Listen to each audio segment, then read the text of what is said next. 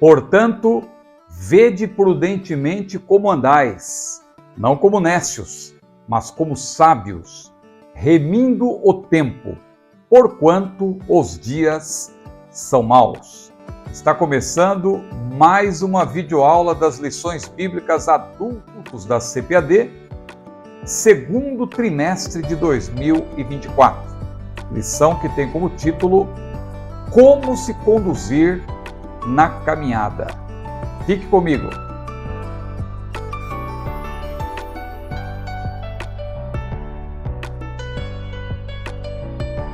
A paz do Senhor, eu sou o pastor Ciro Zibordi. Seja bem-vindo ao meu canal. Você que já conhece o nosso canal, você sabe que aqui nós sempre temos apresentado toda semana os subsídios para as lições bíblicas adultos e aqui nós estamos agora falando sobre a carreira que nos está proposta segundo trimestre de 2024. Convido você a curtir esse vídeo, a compartilhá-lo. Você que ainda não é inscrito, eu lhe peço que inscreva-se no meu canal. E para você que já é inscrito, eu lhe peço que seja membro. Você está vendo aí passar o nome daqueles que estão, claro, sobretudo arrolados no livro da vida, né? Os nomes constam no livro da vida, mas também constam aqui do nosso grupo de membros. São centenas de irmãos que têm nos apoiado e, claro, os irmãos fazem isso sobretudo porque gostam do nosso trabalho, mas nós também temos presenteado, por assim dizer, os nossos irmãos com alguns benefícios. Um deles, claro, esse selinho que aparece aí, de cores diferentes, que mostra que eles já são membros aí há algum tempo, alguns já estão conosco há alguns meses, outros são mais novos por aqui, mas todos, sem exceção, recebem os benefícios e o principal é justamente este roteiro que sempre acompanha todos os nossos vídeos, inclusive estes que são vídeos subsidiários das lições bíblicas da CPAD. Você que vai acompanhar o nosso vídeo até o final e que talvez seja novo por aqui, você vai perceber como é importante ter esse roteiro, porque nós acrescentamos assuntos que não estão na lição e que vão enriquecer a sua aula, se você for professor. Se você for aluno também, você vai ter um melhor aproveitamento do assunto. Também todas as terças-feiras nós fazemos uma videoaula ao vivo. Nós estamos expondo o livro de Apocalipse e na próxima terça-feira nós já vamos aí concluindo a parte epistolar, falando sobre a carta à igreja de Laodiceia, que é a última, e depois já vamos, a partir da 11ª videoaula, falar da parte profética do livro. Então, eu estou falando bastante, mas é também para dar tempo de passar aí o nome de todos aqueles que nos têm apoiado como membros. Eu deixo aqui a minha gratidão a todos vocês que são membros do nosso canal. Muito bem, então vamos adiante. Lição de número 4, como se conduzir na caminhada, que será estudada presencialmente, se Deus assim permitir, no dia 28 de abril de 2024, cujo texto áureo está em Colossenses capítulo 4, versículo 5, no qual se destaca, claro, uma frase que vai ser objeto de abordagem e de análise também ao longo desta videoaula, que é remindo o tempo. Você sabe o que é remir o tempo? Muita gente cita essa frase assim, de maneira automática, eu percebo, mas talvez nunca tenha parado para pensar o que significa remir o tempo. O que é isso? O que significa remir o tempo? Qual é o seu sentido original, sentido no grego, em que o Novo Testamento foi escrito originalmente? Muito bem. Então o texto áureo está em Colossenses capítulo 4, versículo 5. Andai com sabedoria para com os que estão de fora, remindo o tempo. E a verdade prática diz-nos o seguinte: a jornada para o céu deve ser feita com prudência e sabedoria, num contexto de oposição à nossa maneira de viver. Pois é, os dias são maus, os dias são difíceis, mas o Senhor nos tem abençoado.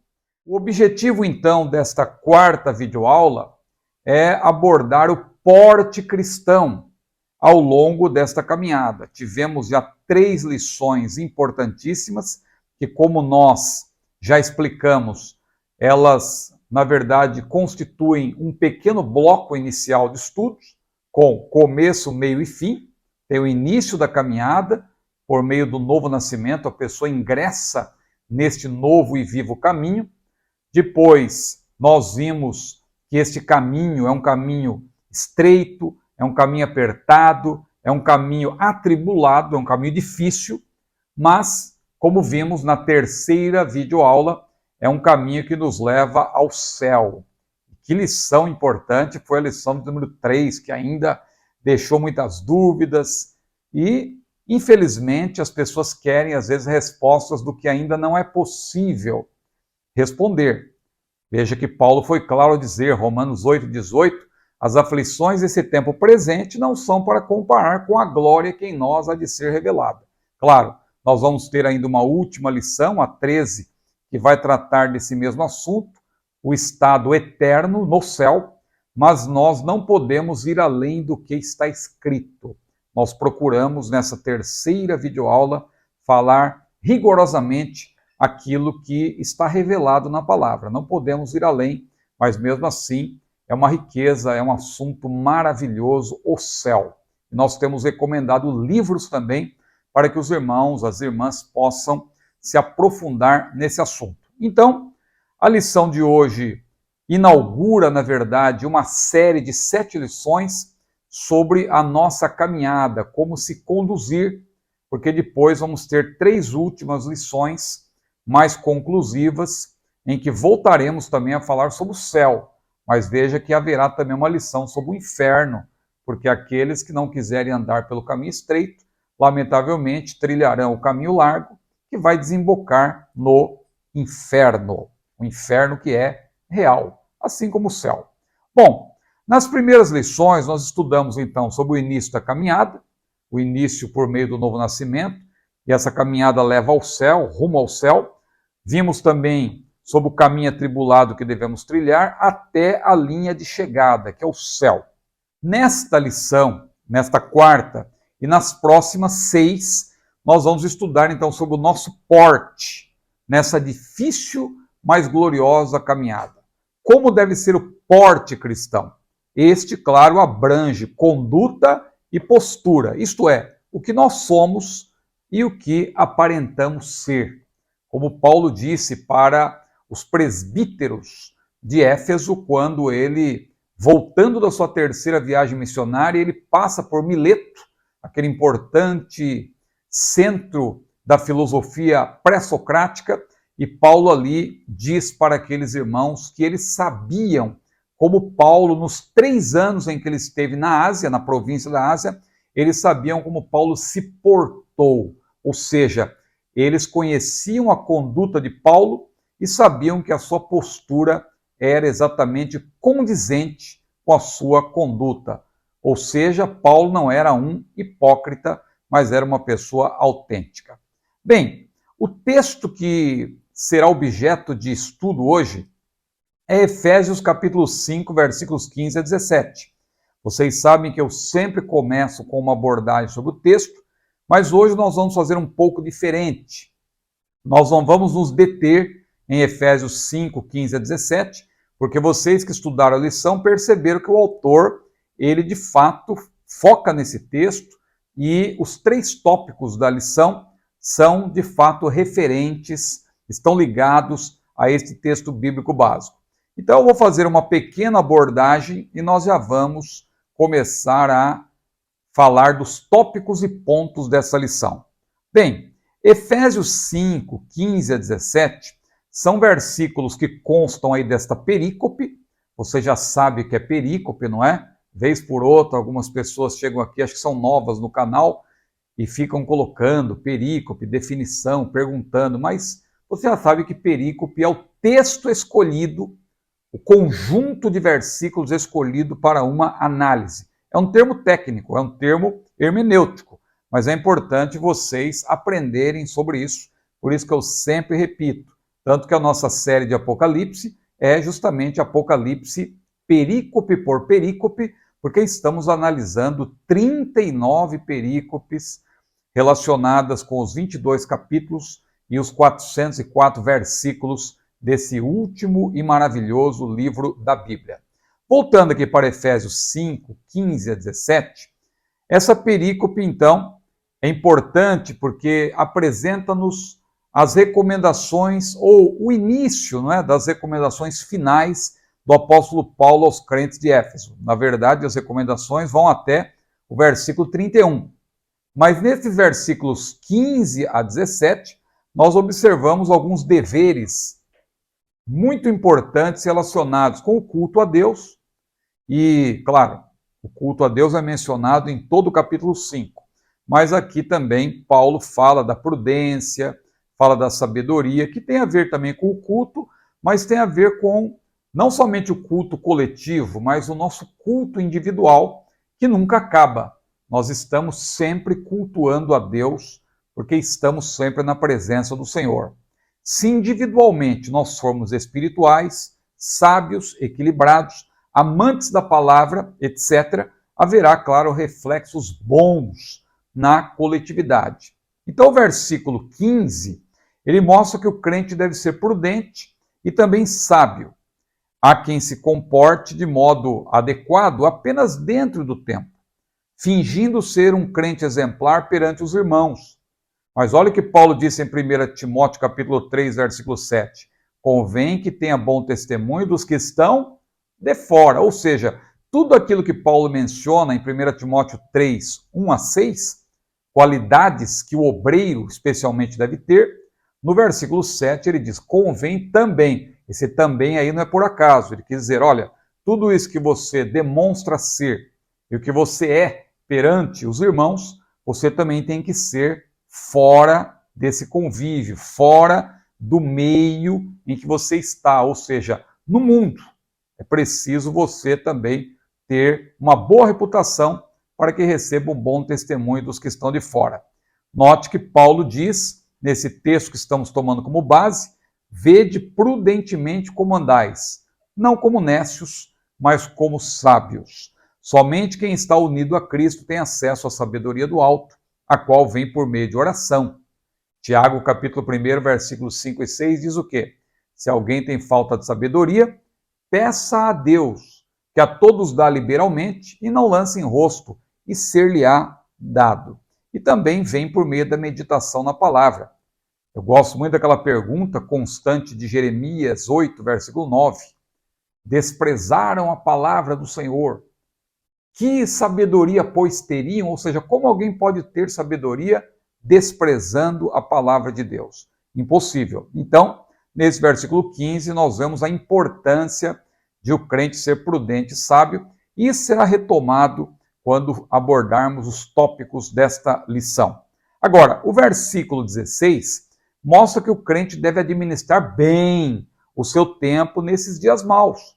Os dias são maus e o crente deve saber administrar o seu tempo. Remir o tempo, você vai ver que tem a ver com, você vai ver que está relacionado com boa administração do tempo, porque não devemos perder tempo com efemeridades, pois estamos nos últimos dias. Saber priorizar é fundamental. Quando você lê 1 Timóteo capítulo 4, versículos 1 a 8 e também o versículo 16, você vê que Paulo começa dizendo, o Espírito expressamente diz que nos últimos dias apostatarão alguns da fé, dando ouvidos a espíritos enganadores e a doutrinas de demônios.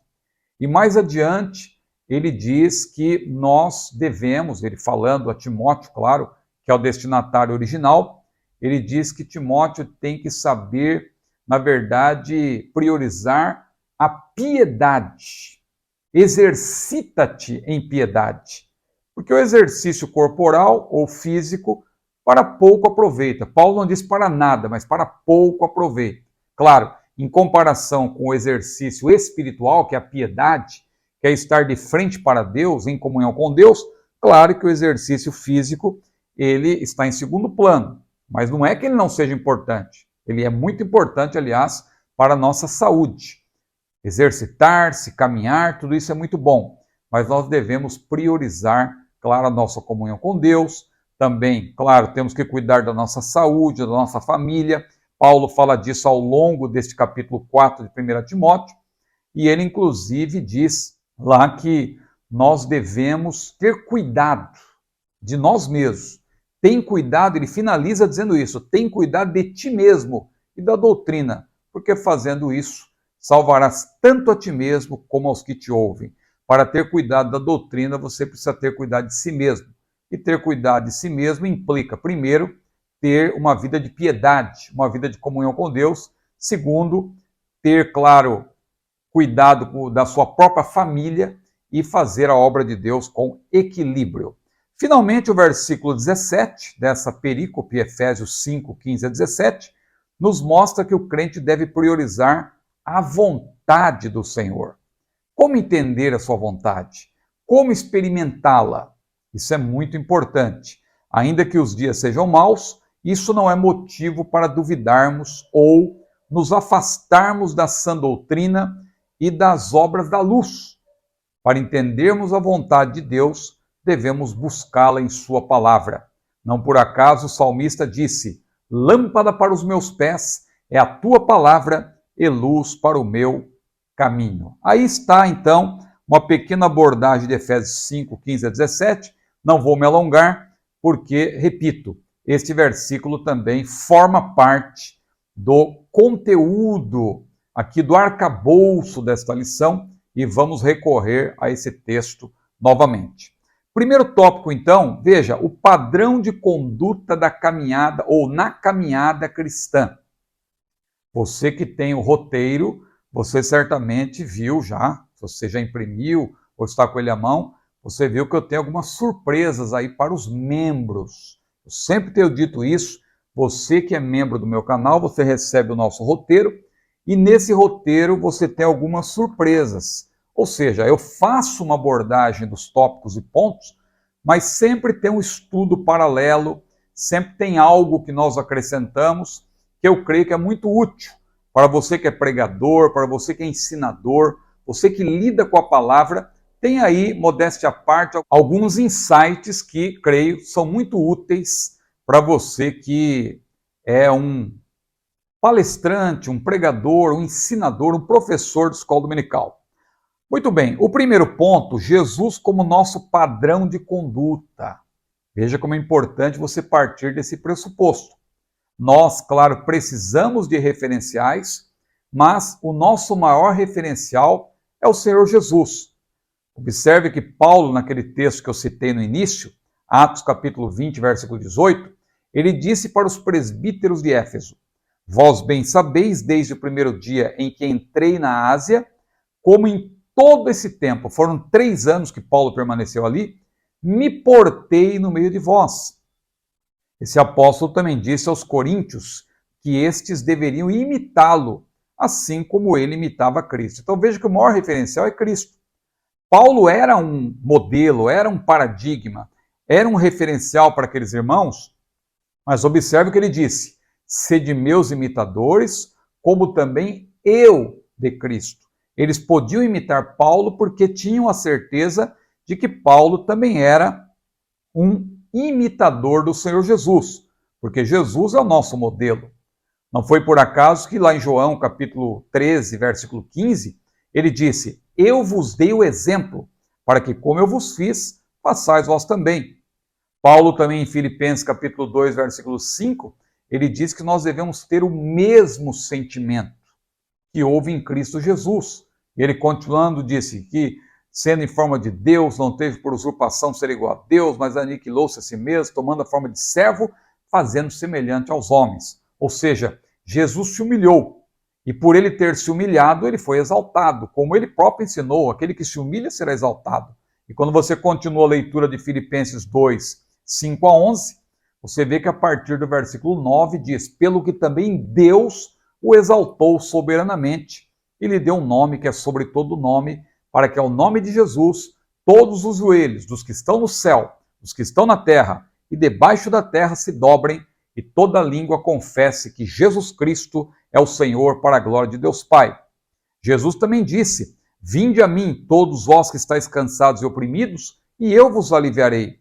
Tomai sobre vós o meu jugo e aprendei de mim, que sou manso e humilde de coração, e encontrareis descanso para as vossas almas. Jesus é o nosso supremo paradigma, o nosso modelo, o nosso exemplo. E por isso o autor de Hebreus diz que nós devemos olhar para ele, haja vista ser ele o autor e consumador da nossa fé. E assim saberemos como nos conduzir nessa carreira que nos está proposta, andando como ele andou, como disse João.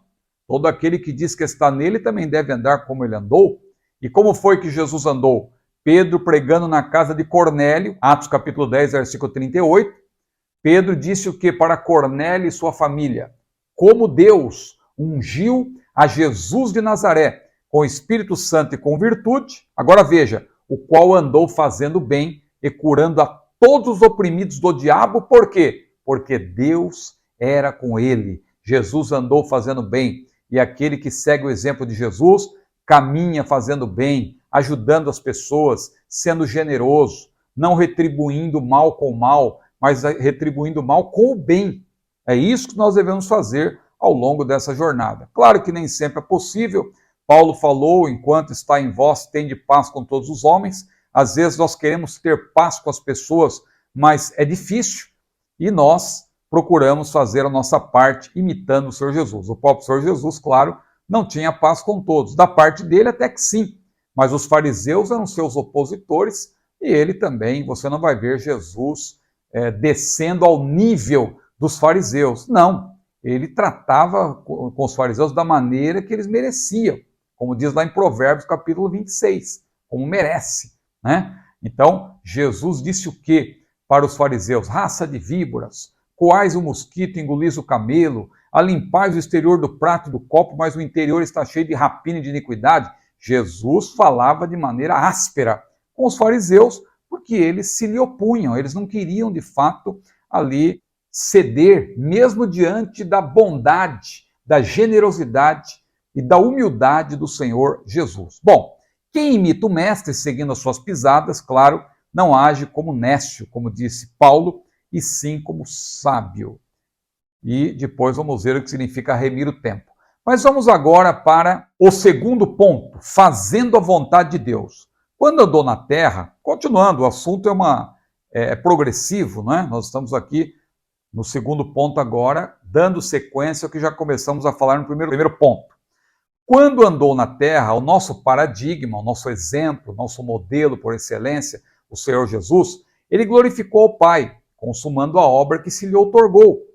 Veja, o Verbo se encarnou sem pecado, para viver sem pecado e morrer por nossos pecados. Isso é muito bem descrito pelo apóstolo João, que começa dizendo, no princípio era o Verbo estava com Deus, ele estava no princípio com Deus, todas as coisas foram feitas por ele, sem ele nada do que foi feito se fez. Aí chega no versículo 14, ele diz, e o Verbo se fez carne, habitou entre nós, e vimos a sua glória como a glória do unigênito do Pai, cheio de graça e de verdade. E você avança, e João dá ênfase para a vontade de Jesus, que ele não veio ali para fazer a vontade dos homens, mas a vontade do Pai, e a vontade do Pai, a minha comida, a minha bebida, disse ele, é fazer a vontade do Pai. E mais adiante, no capítulo 17, versículo 4, naquela oração sumo sacerdotal que ele fez por seus discípulos e também por nós, por extensão, ele disse, Pai, eu glorifiquei-te na terra, tendo consumado a obra que me deste a fazer, agora glorifica-me com aquela glória que eu tinha contigo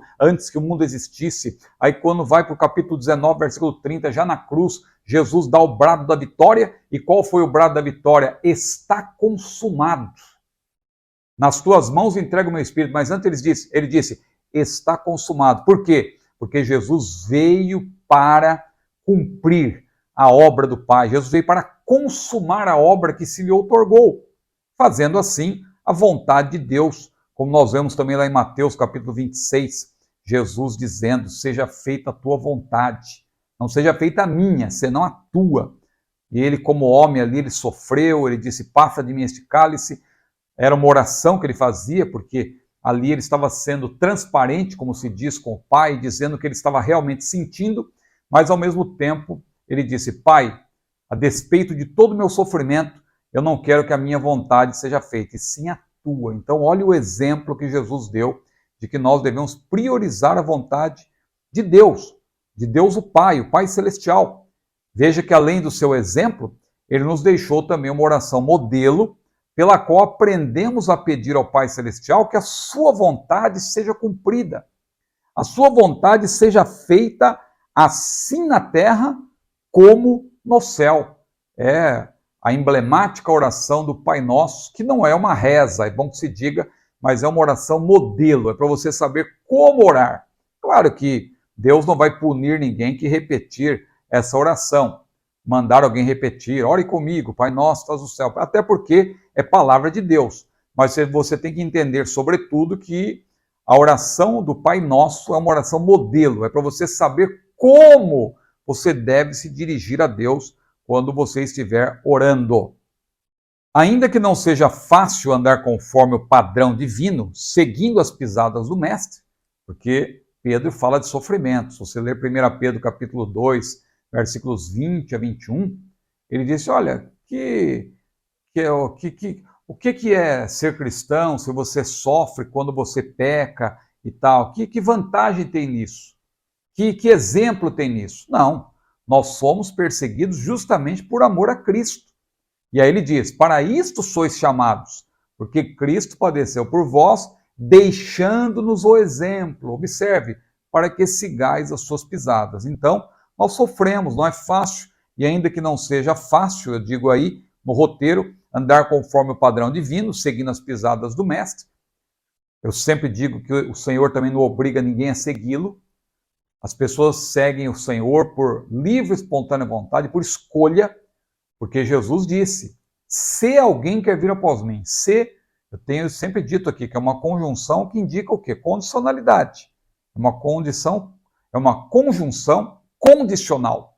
Se alguém quer vir após mim, ninguém é obrigado a segui-lo, mas se alguém segui-lo, olha o que Jesus disse: negue-se a si mesmo, ou seja, é necessário renúncia, e também é necessário estar disposto a sofrer.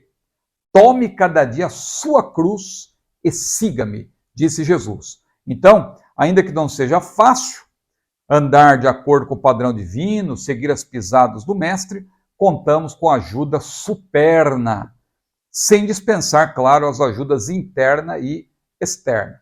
Você entendeu aí o jogo de palavras? Superna, externa, interna. Eu fiz de propósito para você memorizar. Superna, ajuda que vem do alto. Claro, é ajuda do Senhor, é ajuda do alto. Interna é uma autoajuda. Não vá confundir autoajuda com a ajuda do alto. A autoajuda é importante. Nós temos que estar bem com nós mesmos. A mulher tem que se sentir confiante quando ela olha para o espelho. O homem também. A mulher se sente bonita, inteligente. O homem também. Olha, eu posso, eu tenho condições de fazer isso. Pensamento positivo. Isso é uma autoajuda. É uma ajuda interna, que é importante. Mas no caso do salvo, essa ajuda interna não é propriamente uma ajuda que vem de nós mesmos. É uma ajuda superna, é uma ajuda que vem do alto. Porque o Senhor está em nós. Cristo em vós, diz a Bíblia, esperança da glória. E ele também disse: se alguém me ama, guardará a minha palavra, e meu Pai o amará, e viremos para ele e faremos nele morada. Se nós somos morada de Deus em espírito, essa ajuda interna, ela é sobretudo superna. Ela vem do Senhor. Mas nós não podemos nos dar ao luxo de desprezar também a ajuda externa, isto é, a ajuda das pessoas que estão à nossa volta. E muita gente pensa que não precisa desse tipo de ajuda. Não, eu sou mais eu, e eu com Deus sou maioria. Tudo bem, Deus te ajuda. Quando você não pode contar com a ajuda de ninguém. Mas quando você pode contar com a vida de alguém, com a ajuda de alguém, não pense que Deus vai fazer com que caia dinheiro do céu e chova bênçãos materiais. Você tem que lutar por isso. Nós temos um exemplo na Bíblia daquela mulher que o profeta Eliseu ajudou.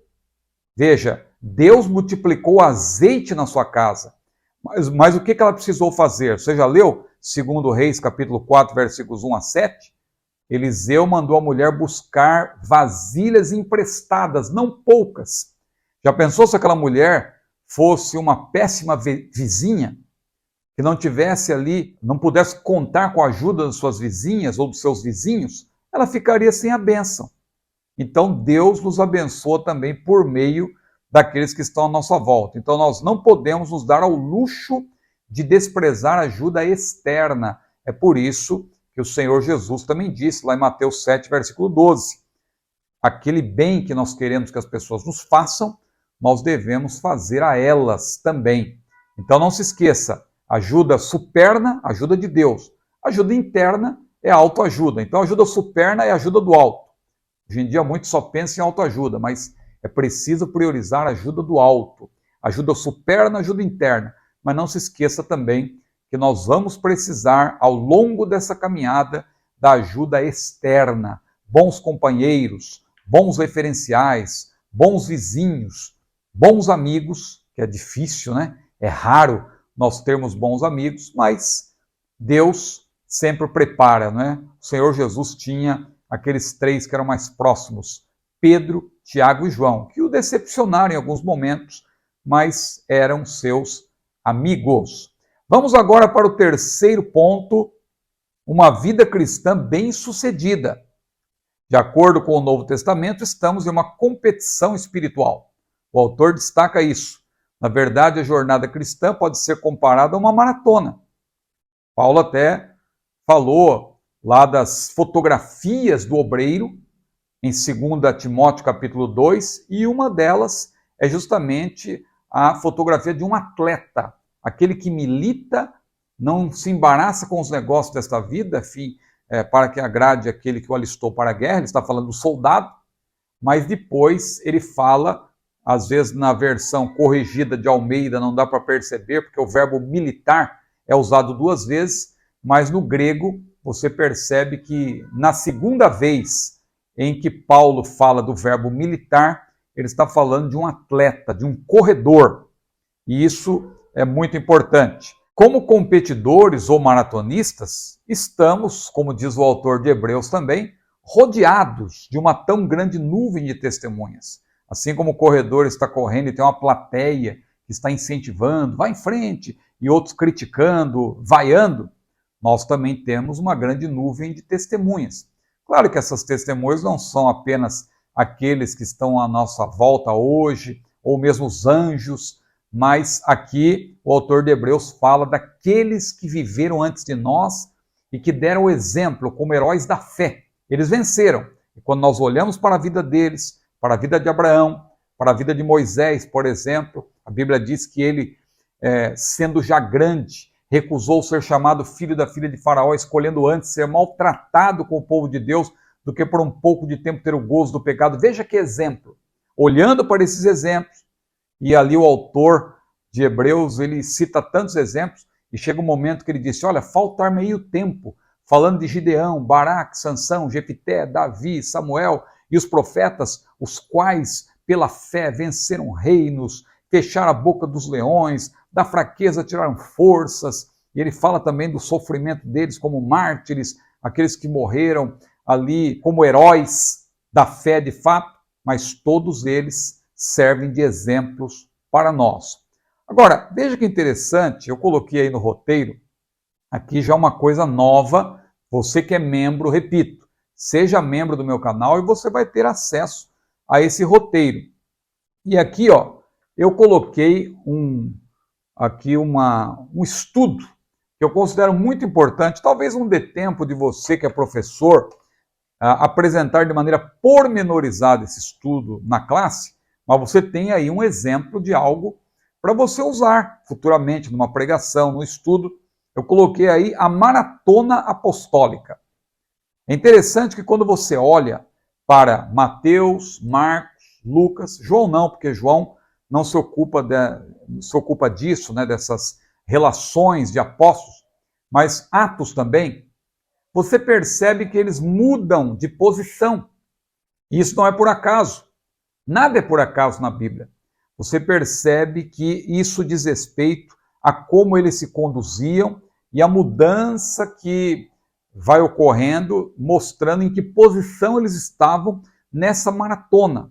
Veja, os apóstolos escolhidos por Jesus, a começar por Pedro, foram os primeiros cristãos a correr essa maratona e nós entramos na pista também, a fim de correr até a linha de chegada e receber o galardão, como Paulo falou lá em 1 Coríntios capítulo 9, versículos 15 a 27. Ele diz que corre, né? Não corre de maneira incerta, mas ele corre pelo galardão. Ele também escrevendo aos Gálatas, ele diz, corrieis bem. Veja como a vida cristã é uma maratona.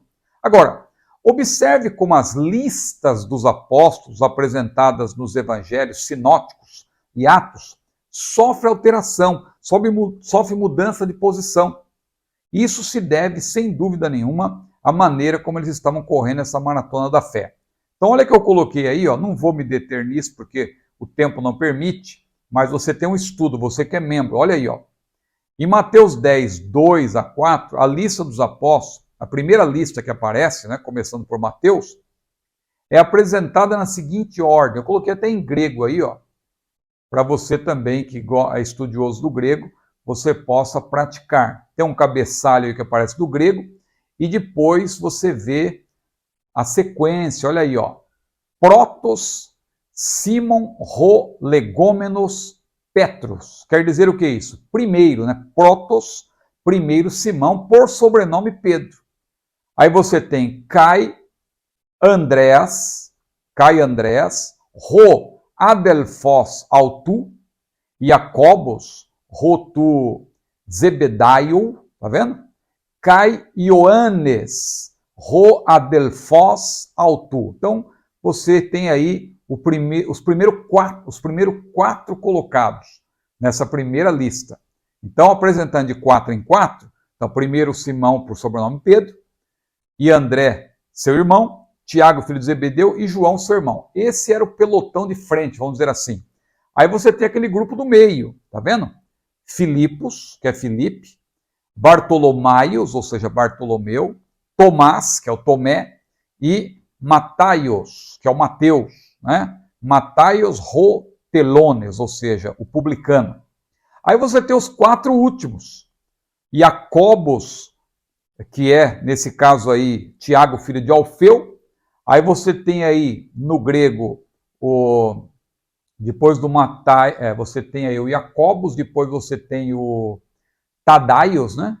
Que na verdade ele é Lebaios. Veja, Lebaios, que era chamado de Tadeu, ou Tadaios, como aparece aí no grego, né? Tadaios. Aí você tem o Simão, que é Simon, mas é Simão o Zelote, e Judas Iscariotes. Agora veja a frase final aí.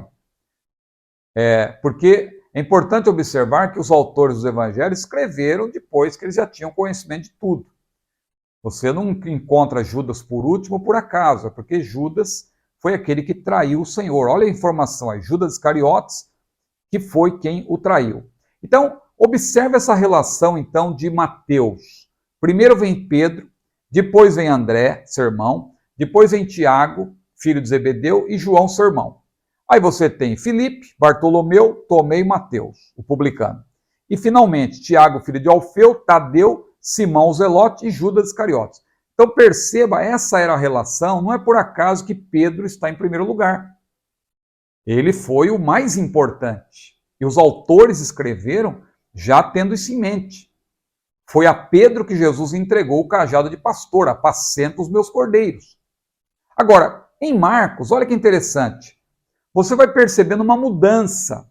Claro que alguém poderá questionar, dizer que Marcos foi escrito primeiro, mas o mais importante aqui você vai ver que é a última relação, que é a linha de chegada que está em Atos. Mas observe como existe uma troca de posição.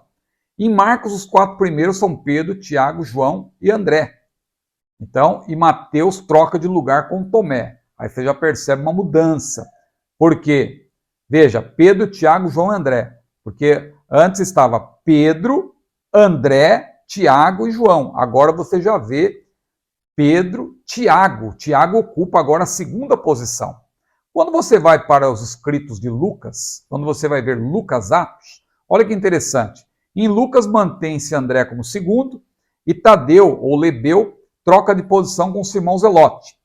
O mesmo Lucas, em seu segundo tratado, Atos dos Apóstolos, altera a ordem. Por que ele alteraria isso? Não tem razão. Ele só altera porque, claro está, que ele está se referindo à posição em termos de importância que esses apóstolos passaram a ocupar. A partir ali, depois de Jesus ter sido assunto ao céu, a igreja começa, os apóstolos começam a se notabilizar, e Lucas, claro, ele escreve isso aqui. Observe que Lucas ele tem um grande período que ele aborda. Ele chega até lá a prisão de Paulo, quando Paulo é preso em Roma e fica 2 anos. Então veja que Lucas já tinha tudo em mente. Quando ele escreve de forma linear o livro de Atos, ele já tinha todo o histórico, toda a história dos apóstolos na mente. Então ele poderia fazer agora uma relação de acordo com a importância dos 12. Claro que Paulo não entra aqui, porque ele não era um dos 12. Mas observe, em seu segundo tratado, Atos dos Apóstolos, Lucas altera a ordem de sua primeira relação em Lucas e apresenta Pedro, João e Tiago como os primeiros. Observe que João passa para a segunda posição, devido à sua importância. João, que escreve o livro de Apocalipse, o Evangelho de João. Tiago, claro, ele morre muito cedo como mártir, é o primeiro mártir dentre os apóstolos, mas ele manteve ali a sua terceira posição. Então veja, Pedro, João e Tiago como os primeiros, elevando João à segunda posição e passando André para a quarta. Tomé, olha que interessante, troca de lugar com Bartolomeu, passando do 8º para o 6º. Com isso, Mateus cai para o 8º lugar. Quanto a Judas, o traidor, está fora dessa lista apostólica final, evidentemente, porque ele já tinha sido substituído por Matias. É interessante que aqui Matias ele só vai entrar depois, né? Ele só vai constar depois da lista dos 12, do colégio apostólico. Aqui ainda no capítulo 1 de Atos, eles estavam apenas em 11. E aí, eu não vou agora desdobrar mais isso, mas olha a riqueza, modéstia à parte, dessa abordagem aí que eu coloquei na linha de chegada. Eu fui listando uma pequena biografia de cada um desses 12 apóstolos, começando do último para o primeiro. Então veja, Judas Iscariotes, o 12º colocado, o último, evidentemente porque traiu o Senhor. O 11º colocado, Judas Tadeu. 10º, Simão Zelote. O 9º, Tiago de Alfeu. O 8º, Mateus. O 7º, Bartolomeu, que você vai ver que, muito possivelmente, esse Bartolomeu é o mesmo Natanael, que aparece lá em João. Possivelmente a mesma pessoa. O 6º colocado é Tomé. Veja a posição importante de Tomé. Quando a gente fala de Tomé, a gente lembra de incredulidade, mas Tomé, irmãos, ele provocou uma das principais declarações do Senhor Jesus, lá em João no capítulo 14, e depois também ele fez uma das declarações mais importantes sobre a deidade de Jesus. Senhor meu, Deus meu. Então Tomé tem a sua importância, ele fica como 6º colocado aí nessa maratona. Filipe, não vá confundir Filipe apóstolo com o Filipe diácono evangelista. Já vi alguém fazendo essa confusão, não confunda. O 4º colocado é André, manteve-se ali entre as primeiras posições. O 3º, Tiago, irmão de João. O 2º, João, um apóstolo muito importante. Não é por acaso que no livro de Atos, os apóstolos que têm mais, sem falar apenas dos 12, mas de todos os apóstolos, também considerando outros apóstolos que não constam dos 12, não é? Mas os apóstolos mais importantes do livro de Atos, quais são? Pedro e João, veja, João sempre estava ao lado de Pedro, e depois Paulo e Barnabé. Né? Barnabé também tem a sua importância. Então você observa aí que não é por acaso que João ele é mencionado no livro de Atos. Depois, claro, numa história posterior ao período que está dentro do livro de Atos, você vai ver que João ele teve ainda vamos dizer assim, que ele cresceu ainda mais como apóstolo. Possivelmente ele até ficaria empatado com Pedro em primeiro lugar, porque João foi o último dos apóstolos a morrer, provavelmente no ano 100. Então ele escreveu o Evangelho, escreveu as cartas, escreveu o livro de Apocalipse. Então veja a importância de João, sobretudo como teólogo. Agora, se você quer se aprofundar nesse assunto, você acha interessante, eu particularmente acho isso uma pregação extraordinária, você pregar sobre a maratona. Eu mesmo nunca preguei, olha aqui, eu estou fornecendo esse esboço para vocês, mas eu mesmo ainda nunca preguei sobre essa maratona dos 12 apóstolos. Você quer se aprimorar mais nisso? Também ter maiores detalhes, maiores referências, livros que eu cito também. Claro que aí no roteiro eu também coloquei alguns, mas no meu livro, Pedro, o primeiro pregador pentecostal, você tem no último capítulo desse livro a maratona apostólica, claro, dando ênfase para Pedro. Pedro, que é o primeiro desta lista. Então, eu fiz essa longa abordagem aqui para dar destaque a esse terceiro ponto, que é uma vida cristã bem-sucedida, ou seja, é uma vida cristã que vai chegar lá, vai chegar, né, na linha de chegada, vai receber o prêmio como esses apóstolos que nos antecederam também receberam. Vamos agora para o segundo tópico, fazendo a caminhada com prudência e sabedoria. O que é prudência? Esta deve ser entendida à luz de Efésios 5, é claro, que é o nosso texto, mas também com base no livro de Provérbios, que fala muito sobre a prudência. O livro de Provérbios foi composto entre os séculos 11 e 10 a.C., e, sobretudo, de acordo com o que o mestre ensina nos evangelhos. Quando nós olhamos para Efésios 5, que é o nosso texto básico, olhamos para Provérbios e também para as palavras de Jesus, nós temos uma definição ampla do que é a prudência. Então, a prudência em Efésios 5, você percebe aí que o autor, ele faz um resumo do capítulo 5, que eu coloquei aí também no nosso roteiro, explicando um pouquinho melhor, então, dos versículos 1 a 14, a caminhada do cristão. Você que tem o meu roteiro tem aí uma explicação reduzida desses versículos 1 a 14, depois os versículos 15 a 17, que são objeto da nossa abordagem. Aí tem a informação de que Paulo começa a concluir a sua abordagem sobre a caminhada do cristão, ao dizer, portanto, vede prudentemente como andais, não como honestos, mas como sábios, remindo o tempo por quantos dias são maus. Versículos 16 e 17. Não devemos, então, perder tempo com efemeridades, pois estamos nos últimos dias. Saber priorizar é fundamental. Isso eu já falei, é só uma repetição, porque ensino também tem a ver com repetição. Às vezes alguém fala, irmão Ciro, o irmão já repetiu. Outro dia um irmão estava assistindo uma live minhas lives de terça-feira tem tido 2 horas, ele disse, o irmão já disse 4 vezes a mesma coisa. Pois é, ensino tem a ver com repetição. Por que a gente repete? É para fixar. Fixar. Às vezes a pessoa já se considera tão importante, já sabe tanto, que para ela não vai fazer diferença. Agora, para quem quer aprender realmente, essas repetições são fundamentais. E não é mera repetição, é repisar. Repisar é repetir dando ênfase, é acrescentando algo diferente, é dando um destaque, é a própria entonação que você utiliza para repetir. Isso vai ajudar com que seja fixado. Eu lembro até hoje de frases que os meus mentores do passado diziam, a maneira como eles diziam. Pastor Valdir Nunes Bícego, saudosa memória, pastor Antônio Gilberto, o jeito como eles falavam até hoje está gravado na minha memória.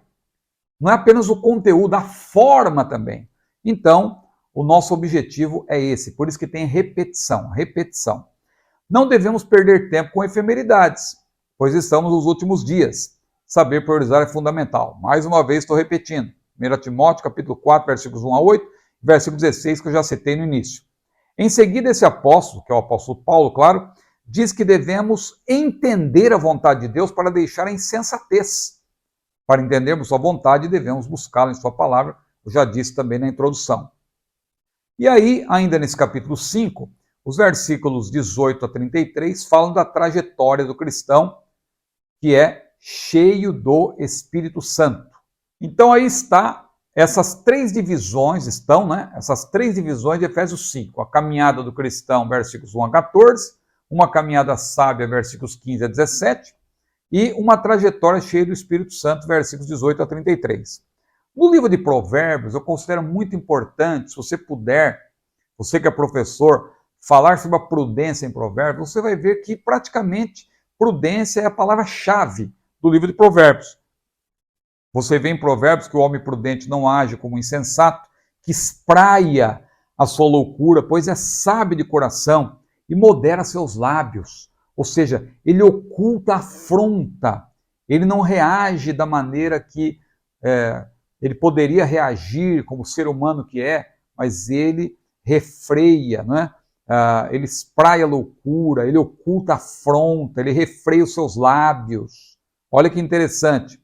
Ele age com modéstia, procede com conhecimento, evitando proclamar a estultícia, oculta o conhecimento, ou seja, ele não é exibicionista, ele não quer ostentar, mas ele, quando fala, ele fala de fato com sabedoria, para expor o seu conhecimento, e não para exibir conhecimento. Isso significa ocultar conhecimento, não é deixar de compartilhar o que sabe, mas é, na verdade, deixar de ser uma pessoa presunçosa, soberba, pedante, que fica querendo querendo aparecer, querendo se exibir, não é? Príncipe ou plebeu, ele guarda a lei, e quando vê o mal, esconde-se. Olha, as referências estão todas aí no meu roteiro. A mulher prudente também é mencionada. Claro que tudo isso que se menciona quanto ao homem, vale para a mulher, mas o autor destaca, a mulher prudente é herança do Senhor. Provérbios 19, versículo 14. O escravo prudente também, olha aí, até isso é mencionado, dominará sobre o filho que causa vergonha, e entre os irmãos terá parte na herança, pois a repreensão entra nele mais fundo. Ao prudente que não é escarnecedor, o conhecimento é fácil. Sobre ele repousa a sabedoria, já que entende o seu próprio caminho e atenta para os seus passos. Olha que conselhos maravilhosos. Haja vista seu procedimento, goza do favor do rei. Esse é o prudente. Olha como é importante você ser prudente. A prudência, irmãos, é algo maravilhoso. E você vai ver essa importância, sobretudo nos ensinos de Jesus. Olha aí, nas instruções que o Mestre nos deixou nos evangelhos, a prudência tem a ver, sobretudo, com vigilância. Sede simples como as pombas e prudentes como as serpentes. Olha como a serpente ela é prudente. Ela vê o mal. Se alguém está se aproximando, ela já foge. Dificilmente você vai encontrar uma serpente no meio de uma mata. Pode acontecer.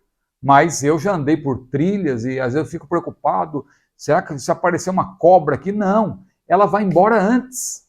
Ela só vai te atacar se você for lá onde ela está realmente, procurá-la. Aí você vai procurar problema.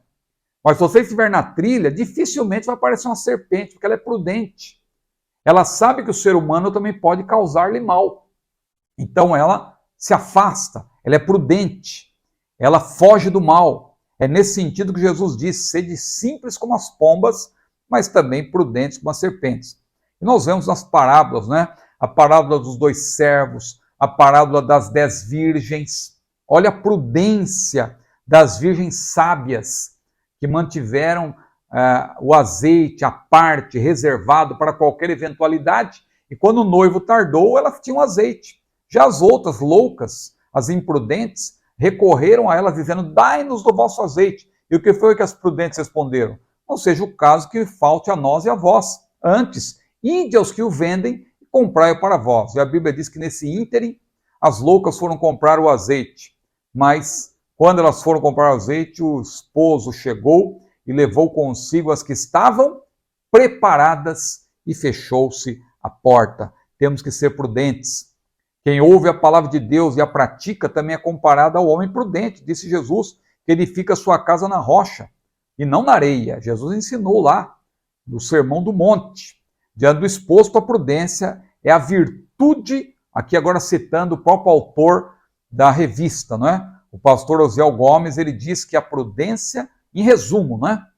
Diante de tudo que nós falamos, do livro de Provérbios, dos evangelhos, e também do próprio capítulo 5 de Efésios, olha aqui como a definição do autor está de acordo com tudo isso.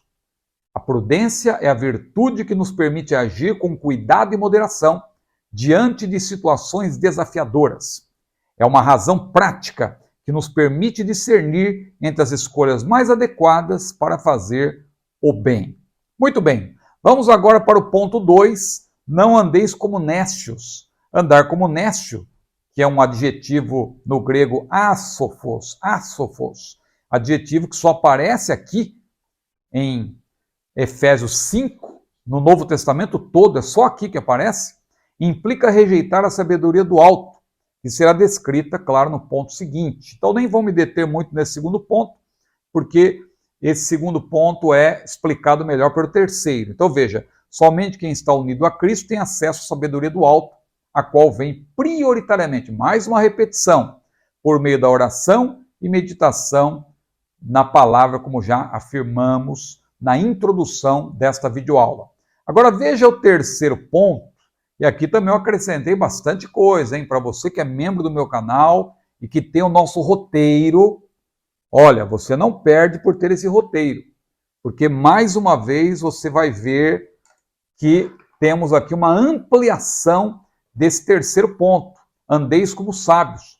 Andar como sábio, sábio que no grego é sophos, denota conduzir-se com sabedoria do alto ou celestial. Isto é, aquela sabedoria que vem de Deus e não a sabedoria humana ou terrena, como Tiago muito bem explica na sua epístola, capítulo 1, versículos 13 a 18. Ele compara ali a sabedoria que vem do alto com a sabedoria terrena, carnal. Há uma diferença muito grande. Agora, aí você que tem o meu roteiro, eu desdobro o assunto. Veja, o que é a sabedoria do alto? Então eu explico aí o que é a sabedoria, no grego sofia e tal, e eu cito aí também o meu livro Estevão, o primeiro apologista do Evangelho, que também está aparecendo aqui e vai constar também, consta aí do roteiro, né, na parte bibliográfica. Você também que não é membro do meu canal, mas quer adquirir esses livros, tem também os links aqui na descrição desse vídeo para você adquirir com desconto os livros que eu sempre recomendo. E aí, ao desdobrar esse assunto, ao responder essa pergunta que é a sabedoria do alto, eu falo das diferenças entre a sabedoria terrena e a celestial. Eu falo que a sabedoria do alto é mais do que mera inteligência. E eu falo também do dom da palavra da sabedoria, que não deve ser confundido com a sabedoria do alto propriamente dita. Porque o dom da palavra da sabedoria, veja, não é sabedoria propriamente dita, é palavra da sabedoria. É um dom que se manifesta de maneira momentânea, esporádica, que vem sobre a congregação, que vem sobre o crente quando ele está meditando na palavra, que vem sobre o pregador quando ele está pregando, ou o ensinador quando ele está expondo a palavra. Então, é um dom, é a palavra da sabedoria. Eu também tenho explicações sobre isso na playlist Teologia Pentecostal. Mas aqui, veja, eu até coloquei que o apóstolo Paulo menciona esse dom em 1 Coríntios 12, versículo 8, o qual vem de Deus, mas não deve ser confundido com a sabedoria do alto mencionada. O dom da palavra da sabedoria não é residente ou permanente. Trata-se de uma palavra comunicada ao salvo, quando ele está meditando na palavra, expondo as escrituras, evangelizando ou aconselhando alguém. Estevão não somente recebia esporadicamente uma palavra de sabedoria. No caso de Estevão, ele tinha de fato a sabedoria do alto. Era algo residente, Deus lhe tinha dado isso, algo fixo, permanente. Não era uma palavra que ele recebia esporadicamente. Ele era cheio, diz a Bíblia, da sabedoria, e nós sabemos que era a sabedoria celestial. Muito bem, então, aí também eu coloco como ser cheio da sabedoria do alto. Mais uma repetição, eu já tinha falado que é por meio da oração e por meio da palavra que vem a sabedoria, mas aqui eu também falei sobre ser cheio do Espírito Santo, que é evidente que aquele que é cheio do Espírito, controlado pelo Espírito, ele também é cheio de sabedoria. A segunda condição é buscar a Deus com grande contrição. A terceira, temer ao Senhor e submeter-se a Ele. E a quarta, que é uma ênfase, estou repisando, amar a palavra de Deus, meditar nela em todo o tempo. Veja aquele versículo que eu citei no início, Jeremias 8, versículo 9. Os sábios foram envergonhados, foram espantados e presos. Eis que rejeitaram a palavra do Senhor. Agora olha a pergunta. Que sabedoria, pois, teriam quem não medita na palavra não pode ter sabedoria. O último tópico, olha, esse é importantíssimo, vencendo os dias maus. Vou ser bem objetivo, porque eu já estou aí falando há mais de 1 hora e não quero me estender muito, não quero me alongar. Mas olha aí, ó, primeiro ponto, remindo o tempo. Nesta frase, olha aí, no grego é exagorazomenoi, ton kairon, que aparece em Efésios 5,16 e também Colossenses 4,5. Então, exagorazomenoi. Na verdade, aqui, ó, exagorazomenoi, zomenoi, ton kairon. Constam aí nessa frase o verbo exagorazo e o substantivo kairos, que é muito conhecido, tempo, oportunidade. O verbo agorazo, olha que interessante, ele é precedido da preposição ex, exagorazo. Ex quer dizer para fora de, né? Esse movimento, para fora de. Então, esse verbo agorazo, que é comprar, com esse prefixo ou com essa preposição ex, ec ou ex, né? Denotava comprar um escravo na praça, a praça que era a agorá, que é o nome, né? Por isso que a pessoa que tem pavor de lugar aberto diz que ela tem agorafobia, tem a ver com esse agorá, né? Praça no grego. Então, denotava comprar o escravo na praça e retirá-lo de lá, fazendo esse movimento, veja, de dentro para fora. Literalmente a expressão remir o tempo, então, que é uma expressão, né?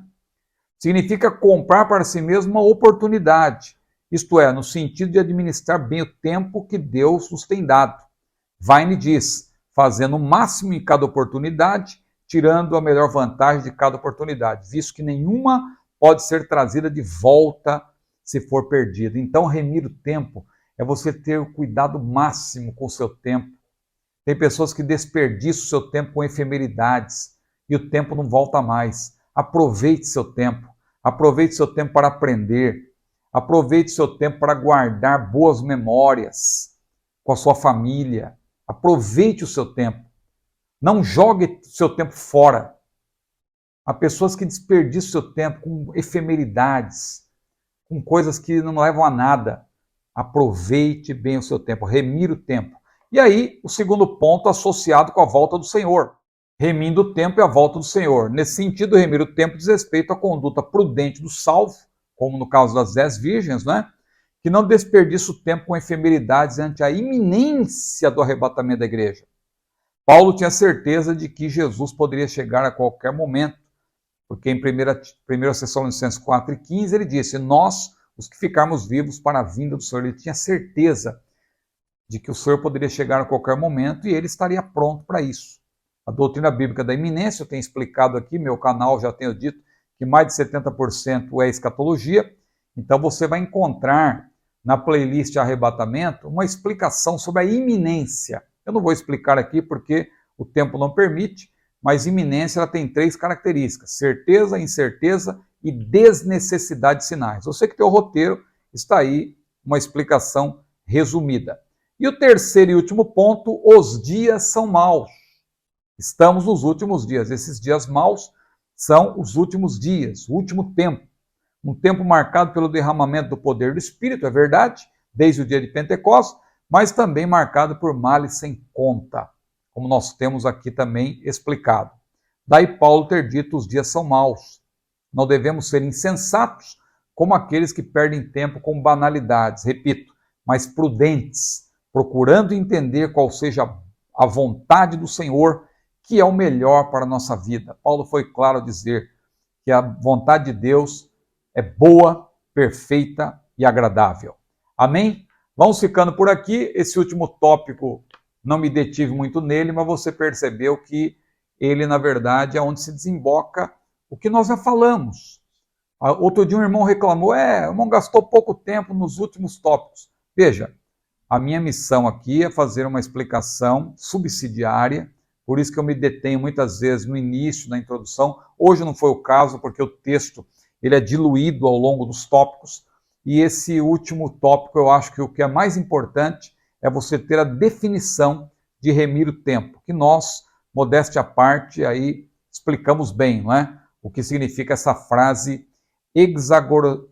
exagorazomenoi ton kairon, no grego, não é? Tem o verbo exagorazo, que é comprar tirando, não é? Tirando para fora, no caso, quando o escravo era comprado, ele era tirado da praça, porque ele era levado pelo seu senhor a partir daquele momento. E aqui, aplicado o tempo, claro, é você comprar o seu tempo. É você separar aquele tempo para algo importante. Você remir o seu tempo, você administrar bem o seu tempo, não permitir que o seu tempo seja usado para aquilo que não edifica, para aquilo que não é importante. Amém? Então, concluindo, aqui o autor diz o seguinte, na conclusão que eu gosto sempre de ler, essa nossa caminhada para as mansões celestiais, para as mansões celestiais, precisamos seguir o padrão divino, o exemplo de Jesus. Isto é, as normas determinadas pelo Pai que são inseridas em sua palavra. É preciso viver sábio e prudentemente, aproveitando bem as oportunidades de fazer o bem e não deixarmos-nos dominar pelos dias maus, na certeza de que a vinda do Senhor, que é iminente, pode acontecer a qualquer momento, se aproxima e isso nos incentiva de maneira santa. Amém? Se você chegou até aqui, eu creio que você está gostando. Então, curta esse vídeo, compartilhe, inscreva-se e se você já é inscrito, fica aqui o meu pedido. Seja membro, faça parte do grupo de membros desse canal e receba também o nosso roteiro, além de outros benefícios. Que Deus abençoe a sua vida. A paz do Senhor.